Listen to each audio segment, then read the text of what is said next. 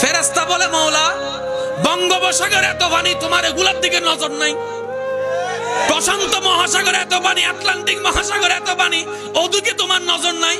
ওদিকে একটা ফেরির ভিতরে, গ্রাম একটার ভিতরে যাই নামাজে বৈশা একটা মানুষ কান্না করে, এক ফোঁটা পানি পড়ে কলের থেকে, পানি ওয়াসার পানির মতো। তুমি ওদিকে তাকায় আছো, ব্যাপার কি?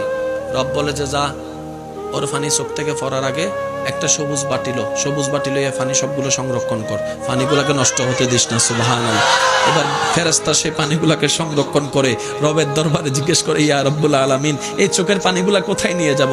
রব্বে করিম বলে, জান্নাতের মধ্যে নিয়ে রাখে যাও, জান্নাতের মধ্যে গিয়ে রেখে দাও, জান্নাতের মধ্যে গিয়ে রেখে যাও। যেদিন আপনি জান্নাতে যাবেন সেদিন আপনার চোখের পানিটা আপনাকে ফেরত দেওয়া হবে। আপনি অবাক হয়ে বলবেন, আমি বন্ধুর জন্য কান্না করেছি, কারো কোনো মনে নাই, বান্ধবীর জন্য কান্না করেছি, সেটা কখনো স্মরণ রাখা হয় নাই, আমি এত গণজনজন করেছি কান্না, কেউ তো আমার স্মরণ রাখে নাই। মওলা তোমার জন্য জীবনে 1-2 বার কান্না করেছি, সেই পানিটাও তুমি সংরক্ষণ করে রেখে দিয়েছো। সুবহানাল্লাহ। রব্বে করিম বলে, বান্দারে তুই এটা আমার নবীর প্রেম নিয়ে আমার ভয়ে তুই কান্না করেছিস, এই পানি পিতা যেতে দিব না। কেমন পাওয়ার জানিস রে বান্দা?